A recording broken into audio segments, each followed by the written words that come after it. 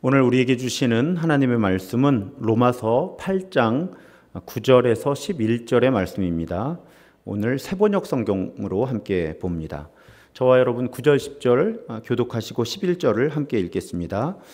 그러나 하나님의 영이 여러분 안에 살아계시면 여러분은 육신 안에 있지 않고 성령 안에 있습니다. 누구든지 그리스도의 영이 없으면 그리스도의 사람이 아닙니다.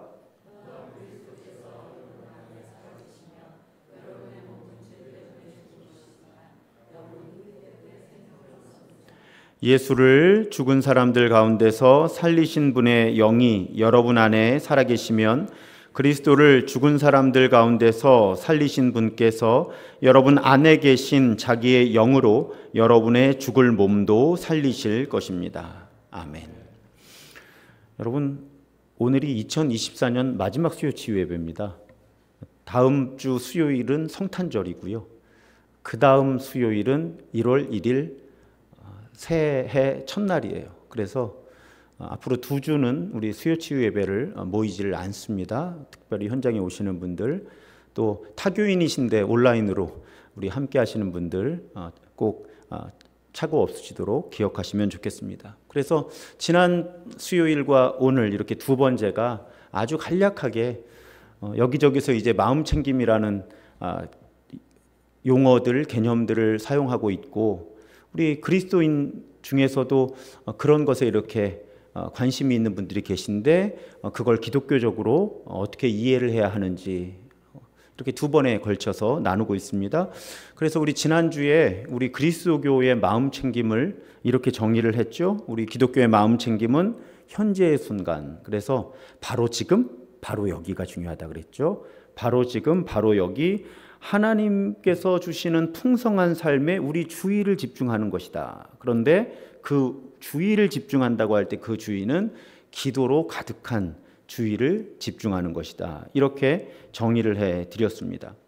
그런데 물론 여기 계신 분들 가운데도 저랑 향심기도든지 혹은 여러 유형의 영성훈련을 이렇게 조금씩 공부하신 분들이 계세요. 제가 관상의 영성 혹은 침묵의 영성에 기반한 여러 영성훈련, 기도 이런 것들을 글쎄요 벌써 꽤 오래됐죠. 10년이 넘게 이렇게 가르쳐 오면서 자주 만나게 되는 질문이 하나 있습니다. 이런 거예요. 목사님, 다른 종교에서 하는 명상 또 묵상 이런 것하고 목사님이 말씀하시는 관상기도, 침묵기도는 도대체 뭐가 다릅니까? 앞만 봐도 똑같은 것 같은데요. 이런 질문을 자주 받습니다. 여러분, 사실은 방법론 측면에서는 거의 같습니다. 비슷한 게 많아요. 심지어는 침묵기도의 유형 가운데는 단전호흡의 방법하고 굉장히 비슷한 것들도 있고요. 또 우리 그리스도교 전통 안에 있는 몸의 기도 이런 것도요, 요가와 비슷한 것들도 존재하는 게 사실이에요. 이 마음챙김도 마찬가지죠. 다른 종교에도 존재하고 종교 밖에도 존재합니다. 그런데 방법론은 굉장히 비슷하다는 거예요, 다. 그럼 목사님 뭐가 달라요? 그러면 저는 보통 이런 질문을 합니다. 여러분, 통성기도도 마찬가지예요. 왜 우리 기독교에만 통성기도가 있다고 생각하시죠? 여러분, 다른 종교에는 큰 소리로 기도하는 게 없을까요? 그럼 만약에 여러분 다른 종교에서 통성으로 큰 소리로 기도하면 우리 기독교에서 하는 통성기도하고 뭐가 다를까요? 여러분, 다른 종교에도 당연히 소리내서 기도하는 거 있잖아요. 심지어는 다른 종교 전통에 방언도 있어요. 그러면 우리가 하는 방언하고 다른 종교를 가진 사람들이 하는 방언은 뭐가 다를까요? 다른 게 없다는 거예요. 방법론은. 제가 이 부분을 말씀드릴 때 이런 예화도 많이 듭니다. 그럼 이렇게 기도하는 게 기독교적인가요? 이렇게 기도하는 게 기독교적인가요? 그런 건 없다는 거예요. 방법론적으로는 거의 다 비슷하다는 겁니다. 그러면 뭐가 다를까요, 여러분? 기도의 대상이 다른 거예요. 방법은 비슷한 거예요. 통성기도를 하고 방언으로 하고 방법은 비슷한데 우리는 성부, 성자, 성령 하나님을 향해 기도한다는 점에서 다르다는 거죠. 그렇게 보면 관상기도 혹은 침묵기도라 부르는 기도도 마찬가지라는 거예요. 방법론적으로 보면 다른 종교 전통이 가지고 있는 명상이나 묵상과 크게 다를 바가 없는 거예요. 그냥 가만히 있는 거잖아요. 그런데 뭐가 달라요? 우리 기독교, 그리스도교의 비움은 사실은 체험을 위한 거라는 거죠. 우리도 비우는 거예요. 그런데 다른 종교의 비움과 뭐가 다른가 하면, 다른 종교의 비움이 무엇을 향한 것인지 사실 저는 잘 모릅니다. 하지만 우리 기독교의 비움이 무엇을 향한 것인가는 저는 확실히 알아요. 우리는 하나님으로 완전히 채워지기 위해서 비우는 거죠. 크게 다른 거예요. 그러니까 방법론 자체에는 크게 마음 쓰실 필요가 없다는 거예요. 다들 종교마다 기도를 하다 보니 1000년, 2000년, 수천 년 기도를 하다 보니 방법들은 다 비슷해지더라는 거예요. 무릎을 꿇기도 하고 가부좌를 틀기도 하고, 우린 앞바다리라고 부르는, 일어서서 하기도 하고 팔을 벌리기도 하기도 하고 엎어져서 하기도 하고, 다 방법들은 다 다양해지고 비슷해지더라는 거예요. 그런데 의도가 다르다는 거죠. 의도가. 그래서 여러분, 기도와 영성훈련은, 제가 영성훈련을 공부할 때 그런 가르침을 주더라고요. 영성훈련, 기도와 영성훈련에 있어서는 의도가 방법에 우선한다는 거예요. 좀 어려운 말로. 의도가 중요하다는 거죠. 방법에 너무 얽매일 필요가 없다는 거예요. 이 방법이 어느 종교에서 왔을까는 사실은 다른 종교에서 왔다기보다는 그 종교에서 깊이 기도하려고 애를 쓰다 보니까 많은 방법들을 찾아낸 건데, 이것이 사실은 대부분의 종교 전통에서 비슷해지더라는 거죠. 다만 의도는 전혀 다르다는 겁니다. 불교도가 하는 침묵 명상과 우리 기독교인이 하는 침묵과 명상은 겉으로 보면 가만히 그냥 있는 것처럼 보이지만 그 의도 자체는 완전히 다르다는 거죠. 이 이해를 우리가 깊게 하는 게 중요해요.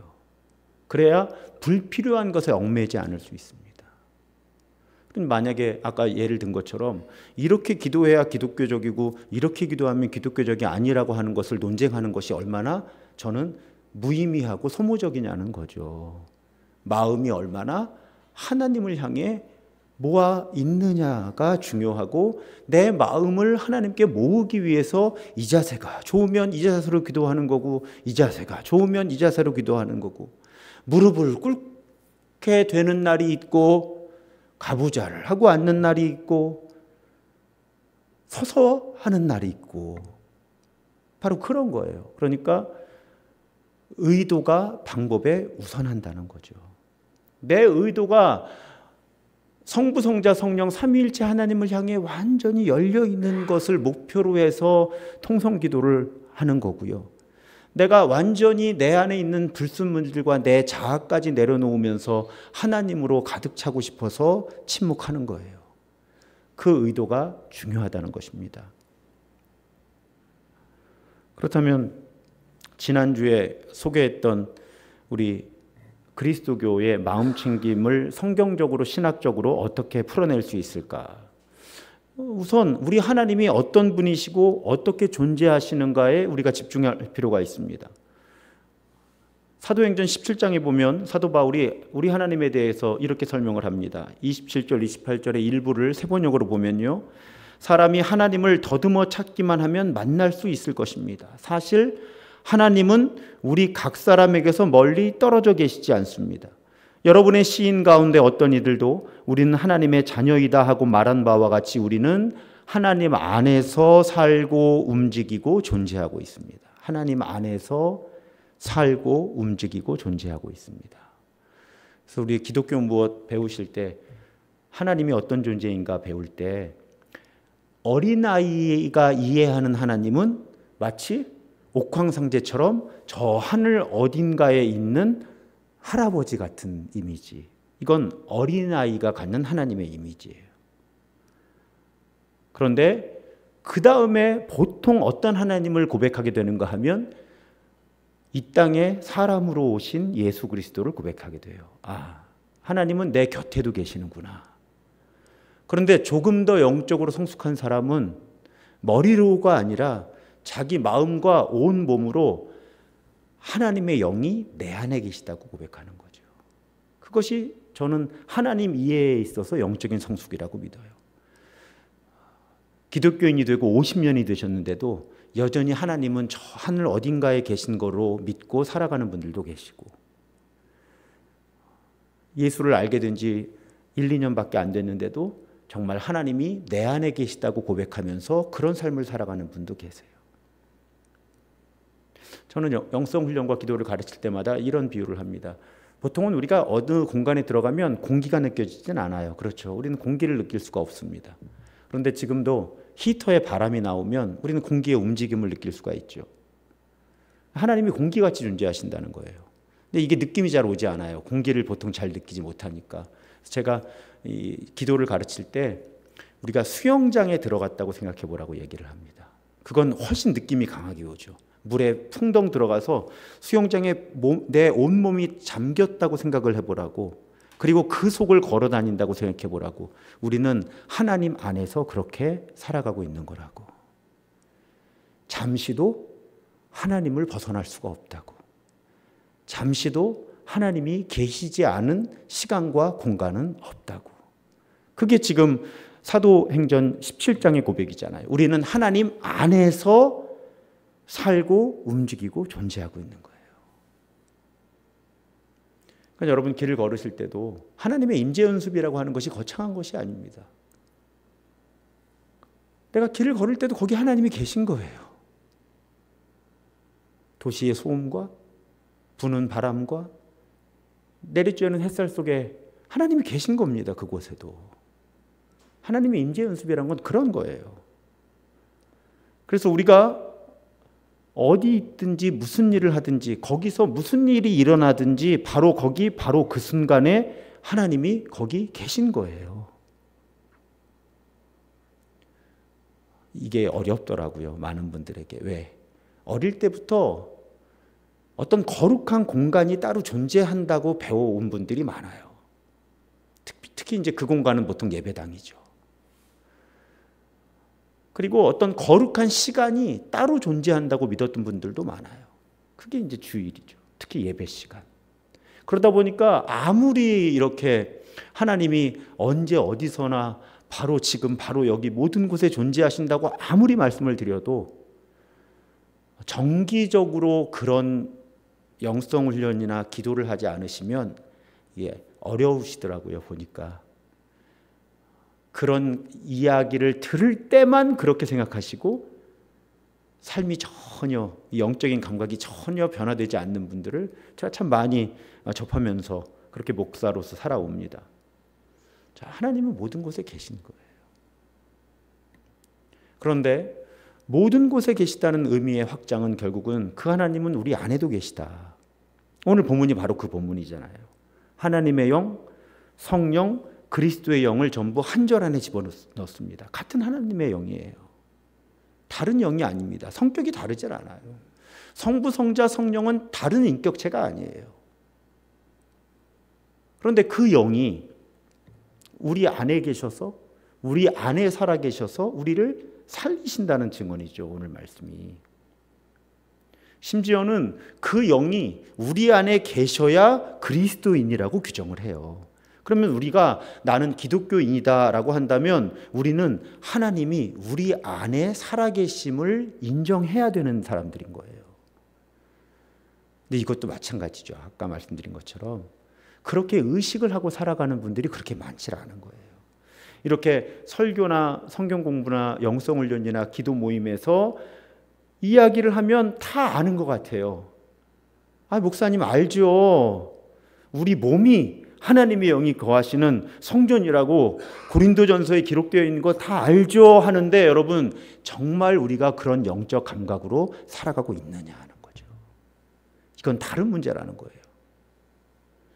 그래서 가끔 제가 특히 왕따반에서 기능적 무신론이라고, 뭐냐면 무신론자는 아니에요. 절대로.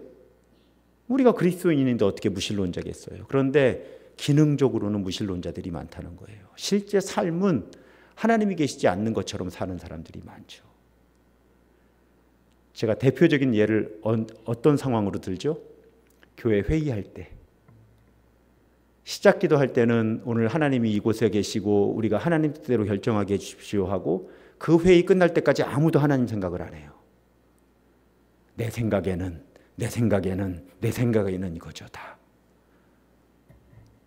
그리고 화가 이렇게 나가지고 회의 마칠 때 누가 기도할 때 비로소 하나님 오늘 할 때 찔리는 거죠. 이제 다. 아무도 하나님 생각 안 했거든요.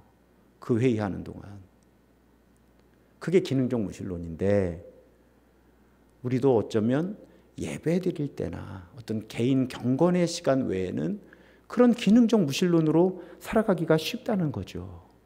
하나님이 이곳에 계시고 내 안에 계신데, 그래서 우리가 주일 예배 때 임재의 고백을 하는 거잖아요. 그 유래도 아시는 분들 이제 많지 않으실 거예요. 그게 언제 시작되었죠? 팬데믹으로 교회에 모일 수 없을 때 각자 삶의 자리에서 예배를 드리니까 제가 거기서 예배해도 거기도 거룩한 곳이라는 걸 일깨워 드리기 위해서 그 임재의 선언이라는 걸 예배 처음 시작하면서 고백하게 된 거죠. 내가 집에서 예배하지만 여기도 하나님이 계시다. 내 안에도 계시다. 그러면서 예배하도록. 근데 이제 팬데믹을 마칠 때 팬데믹 때문에 이제 모이지 못하던 시기가 지날 때 제가 교인들 여러 그룹에서 여쭤봤어요. 이제 모일 수 있게 되었는데 본래 의도는 이제 모이지 못할 때 각자가 예배하는 거기에 하나님이 계시다는 걸 일깨우기 위해서 이 임재의 고백을 했는데, 자 이제 예배당에 모일 수 있게 되었는데 이 고백을 어떻게 할까요? 했더니 많은 분들이 그래 목사님 예배 시간에 계속 했으면 좋겠는데요. 이게 도움이 됩니다. 목사님 예배 시작할 때 하나님의 임재를 기억하는데. 그래서 지금도 그 임재의 고백을 계속 하고 있는 거죠. 그래서 여러분 하나님의 임재 연습이라는 건 다른 게 아니에요. 하나님이 온 세상에 가득하신 걸 계속 기억하는 거죠. 또 우리 안에 가득하심을 계속 기억하는 거예요. 그것이 하나님의 임재 연습이고 거기에 우리 기독교 마음 챙김의 신학이 있는 거죠. 자, 여러분 우리 몸과 마음에 하나님이 계시다 지금 배웠어요. 그러면 어떤 연결이 가능하냐면 우리 몸과 마음에서 일어나는 일 속에 하나님의 움직임이 있는 거예요. 그래서 이걸 또 어떻게 비유를 하나 생각해 보니까, 자, 바람은 눈에 보이지 않아요. 근데 여러분 집안에서 밖에 바람이 부는지 안 부는지를 어떻게 아세요? 보통 나뭇가지 뭐 흔들리는 걸 보면 분명히 바람은 눈에 안 보이잖아요. 그건 확실하잖아요. 근데 예를 들면 나뭇가지가 흔들리는 것을 보면 지금 바람이 부는 걸 눈으로 볼 수 있잖아요. 이렇게 이해하시면 돼요. 하나님이 내 안에서 또 바로 지금 바로 여기 내 삶 속에서 무엇을 하고 계신지 우리는 느낄 수 있는 감각이 없어요. 그런데 그러면 뭘 보면 돼요?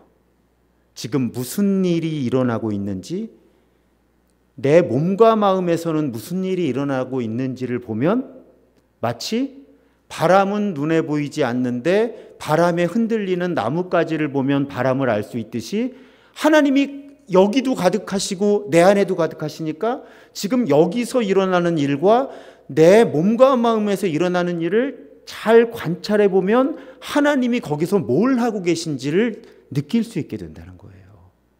원리는 이해가 되시죠? 이제 이게 비유를 잘 찾은 것 같아요. 제가 다시 하나님이 내가 있는 바로 지금 바로 여기 항상 계시고 내가 어디 가서 무엇을 하든지, 그리고 동시에 그 하나님이 내 안에 계시다면 지금 내 삶 속에 일어나는 일과 혹은 내 몸과 마음에 일어나는 일을 잘 들여다보면 하나님이 지금 뭘 하고 계신지를 발견할 수 있다는 거예요. 그게 기독교 마음 챙김의 신학이에요. 그걸 기도 가득한 주의라고 말씀드리죠. 우리 의식을 기도로 가득 채워서 들여다보면 느낄 수 있게 된다는 거예요. 아, 하나님이 지금 나를 어디로 이끄시는구나. 아, 지금 내 마음에 이런 불편함이 있는데 이 불편함은 어디서부터 오는 거구나. 그것이 마음 챙김이에요. 그러니까 사실은 아마 이 자리에 계신 분들 혹은 온라인으로 함께 하시는 분들도 가끔 하고 계실 거예요, 지금. 그걸 마음 챙김이라고 하는 혹은 어떤 마음을 성찰하는 것, 이런 것 전문적인 용어로 연결을 못 해보신 거지. 사실 우리 가끔 앉아서 이렇게 생각하잖아요. 내 마음도 살피고 하나님이 지금 나를 어디로 이끄시나, 혹은 내게 어떤 기쁨이 있거나 혹은 무거운 마음이 들 때 내 마음이 왜 이렇지 하면서 살펴보잖아요. 그런 행동의 연장선상에 있는 거죠. 이거를 기도 가득한 의식, 기도 가득한 주의를 가지고 집중해 보면 거기서 하나님을 찾을 수 있다는 거예요. 그리고 하나님이 무엇을 이루고 계신지를 발견할 수 있다는 거죠. 그래서 여러분, 그런 맥락에서 우리 기독교 영적 전통을 쭉 살펴보면 이런 목적을 가지고 있거나 아니면 이런 목적을 접목해서 수행하는 영성 훈련이 꽤 많이 있더라 하는 거죠. 그러면서 이제 기독교 마음 챙김, 그리스도교 마음 챙김이라고 하는 분야가 체계화되고 있는 거예요. 그래서 제가 소개했던 이 에미 오든 교수의 책 지금 여기에서라는 책에 보면 굉장히 여러 영성 훈련들을 소개를 해요. 근데 여러분들은 뭐 이 책을 사서 이렇게 읽으실 필요는 없어요. 제가 이제 야금야금 알려드릴 거예요. 또 이렇게 도와주는 사람 없이 이렇게 읽어서 쉽게 이해가 되시지 않을 수도 있고요. 근데 이 책에 보면 조금씩 언급하고 있는 게 지난주에 소개했잖아요. 침묵만으로도 마음을 챙길 수 있다는 거예요. 사실은 이제 거기서 출발해서 뭐 우리 예수기도 배우신 분들이 있어요. 저한테 호흡기도죠. 이런 유형의 기도들이 있어요. 또 사실은 이렇게 종을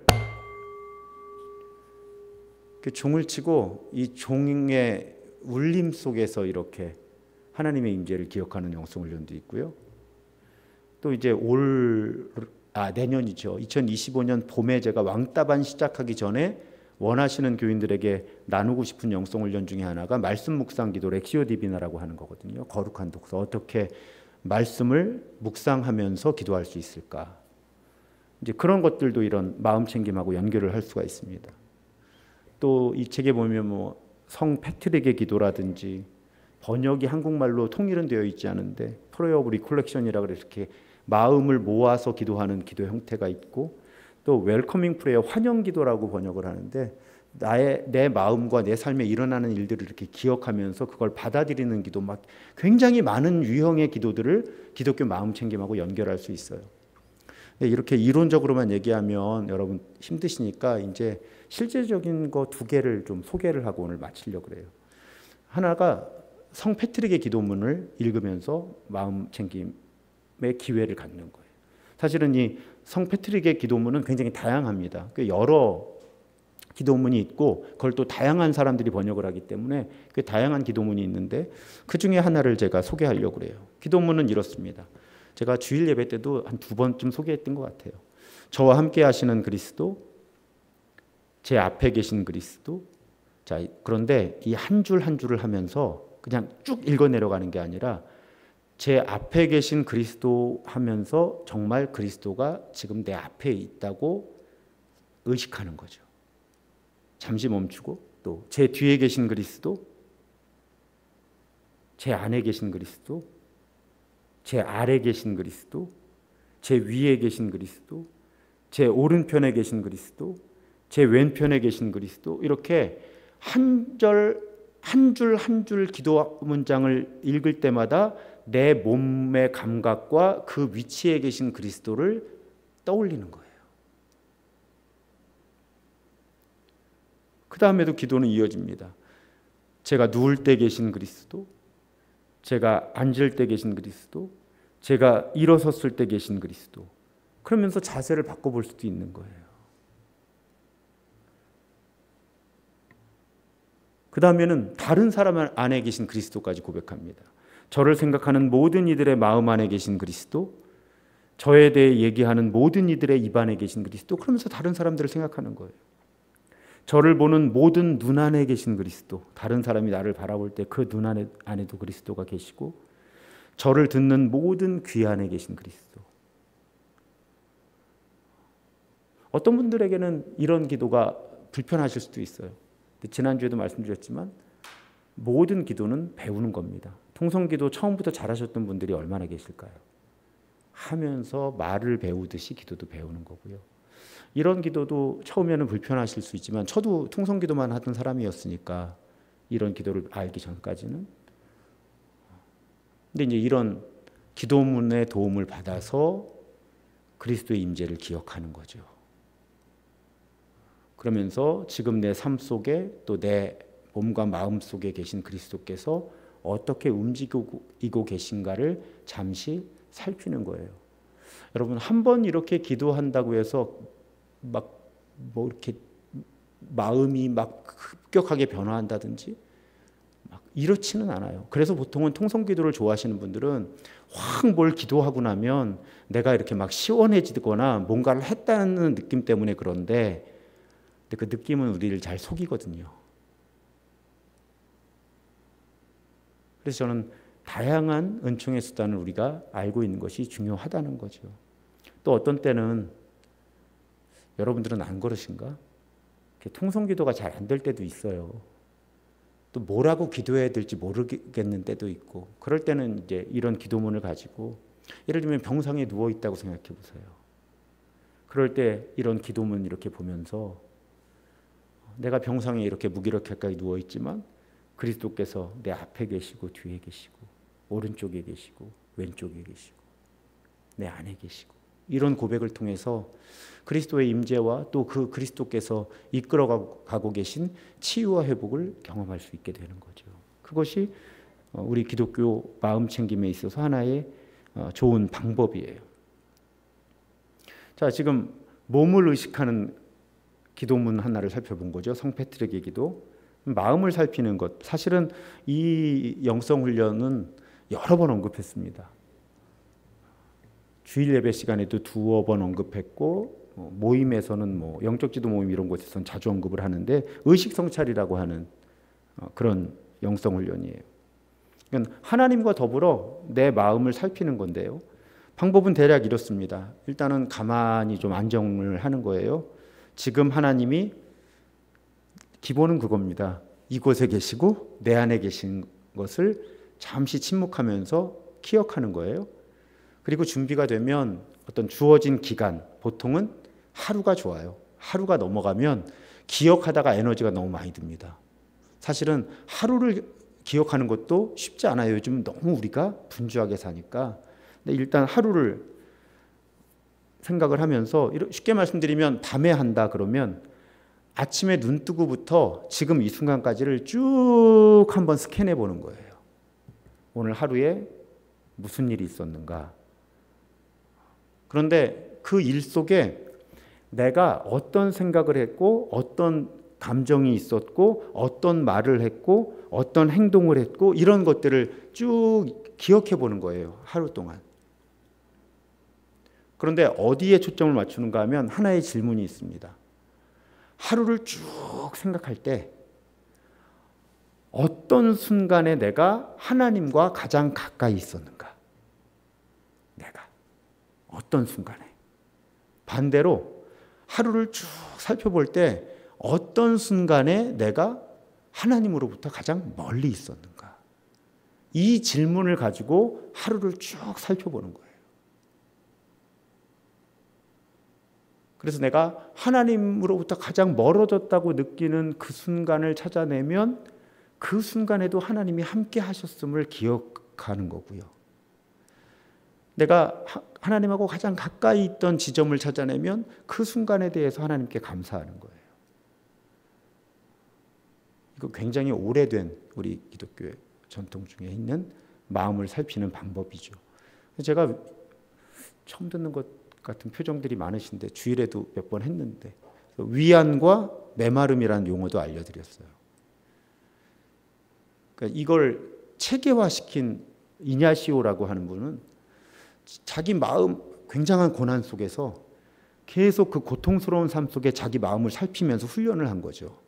그래서 본인이 하나님과 가장 가까이 있다고 느낄 때 본인의 마음이 위로와 평화로 가득 차는 것을 관찰해낸 거예요. 그걸 위안이라고 부른 거죠. 반대로 본인이 하나님하고 멀리 있을 때 그 마음에 느껴지는 답답함과 메마름 같은 감정들을 경험을 한 거예요. 그러면서 이걸 체계화시킨 거죠. 일정 기간을 놓고 어느 순간 내 마음이 가장 위안으로 가득했었는가, 그 순간이 내가 하나님과 가장 가까이 있던 순간이고, 내 마음이 언제 제일 메말라 있었는가, 그 순간이 내가 하나님으로부터 멀어졌던 순간. 이걸 이제 성실하게 연습을 하면서 그러면 어떻게 될까요? 자꾸 언제 어디서나 바로 지금 나와 하나님과의 관계를 느낄 수 있게 되는 거예요.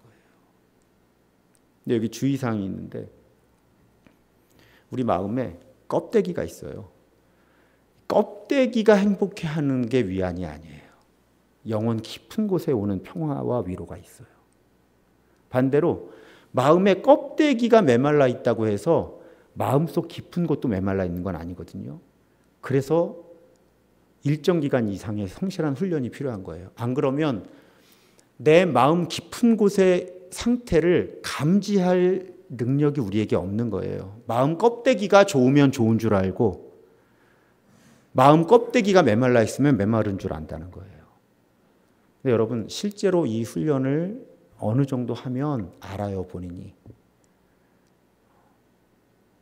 예를 들면 어떤 때는 굉장히 그 순간이 힘겨운 시간이었거든요, 나한테. 빨리 이 순간이 지나갔으면 좋겠다. 하나님, 너무 힘듭니다. 이 순간을 통과하게, 빨리만 지나가게 해주십시오라고 느낄 만큼 굉장히 내 마음이 메마르고 고통스러운 그런 시간이었는데, 이 의식 성찰, 이 마음 살핌을 연습을 하다 보면 사실은 그 순간이 내가 하나님하고 가장 친밀한 관계 가운데 있었던 너무나 나에게 위로와 평안이 되는 시간이었다고 고백하게 되기도 하고요. 반대로 어떤 시간은 내가 너무 행복하고 정말 하나님의 은혜로 가득한 순간인 것 같았는데, 실제로 이 마음을 살피고 의식을 성찰하는 이런 훈련을 하다 보면 사실은 그 순간이 내가 아주 노골적으로 사탄의 유혹에 노출되어 있던 순간이라는 걸 깨닫게 되기도 하거든요. 저는 그런 경험이 굉장히 많아요. 정말 힘든 순간이라고 생각했는데, 하루만 생각해도, 예를 들면 주일 밤에 이렇게 주일은 제가 사실상 새벽 5시부터 저녁 5시, 어떤 때는 밤 9시까지 정말 정신이 없이 보내잖아요. 근데 주일 밤에 이렇게 저의 하루를 살펴보면 사실은 그 순간이 좀 고통스러웠던 순간이라고 생각을 했었는데, 사실은 그 순간이 하나님이 주시는 위안으로 가득했던 순간이라고 하는 걸 발견하게 되기도 하고요. 때로는 그 순간 너무 신나고 기뻐서 할렐루야 했는데, 밤에 제 마음을 살피다 보면 사실은 그 순간에 제가 매우 위험한 순간이었다는 걸 깨닫게 되기도 하는 거죠. 그것이 마음 살핌이에요. 의식 성찰인 거죠. 우리가 그럴 수 있다면 일주일, 한 달의 시간은 큰 변화를 만들어내지 못합니다. 하지만 1년, 2년은 사람을 다르게 하는 거죠. 뭔가 좋은 일처럼 보이는 것에도 크게 경거망동하지 않게 되고, 또 어떤 힘든 순간이 다가와도 크게 그 순간에 낙심하거나 절망하지 않으면서 그 순간에 하나님이 무엇을 이루고 계신가를 차분하게 살피면서 그 하나님의 이끄심을 따르는 훈련을 할 수 있는 거예요. 이걸 우리 크리스천들이 사실은 교회에서 배워서 교회에서 5년, 10년 이렇게 지나면서 자기 스스로가 공동체와 더불어 길을 찾는 법을 연습을 했어야 되는데, 이제 이런 일들이 잘 되질 않으니까 교회에 30년을 머무신 분들 가운데도 정말 하나님과 자신과의 관계에서 자신이 없거나, 지금 자신의 마음 속에 자신의 영적인 상태가 어떤지도 알지 못하거나, 자신의 삶을 하나님이 지금 어디로 이끌고 가시는지에 대한 자신이 없어서 사주를 본다든지 점을 치는 사람들이 생기는 거죠. 이건 사실은 교회의 미숙함 때문에 그렇습니다. 본래 교회는 이런 영성 훈련으로 가득한 공동체인데 우리들이 이런 영성 훈련을 사실은 뭐 이렇게 가르쳐 드리고 싶어도 배우고 싶은 분들이 많지도 않고요. 또 배워도 그냥 이렇게 그거 하고 많은 분들이 많아서 좀 기운은 빠지기는 합니다만, 근데 여러분들을 위해서 자꾸 이제 알려드리고 같이 모여서 연습하고 이제 이런 기회를 지금 늘려가고 있는 거예요. 여러분, 우리는 이미 우리 기독교의 영적인 전통 속에 이미 다 체계화되어 있는 이런 방법들을 가지고 하나님의 은총의 통로로, 은총의 수단으로 우리에게 주신 거거든요. 이런 기도와 영성 훈련들을 통해서 우리 몸과 마음 안에서 우리 몸과 마음을 통해 하나님의 움직임을 느낄 수 있는 거예요. 그리고 그 느낌을 통해서 하나님 주시는 은혜와 평화를 경험할 수 있고 하나님이 우리를 어디로 이끄시는가 플러스 사탄은 그것을 어떻게 방해하는지를 충분히 분별할 수 있는 능력이 우리한테 있는 거죠. 다만 우리가 그 능력을 아직 충분히 찾아내지 못하고 있는 것이고 충분히 훈련해내지 못하고 있는 거예요.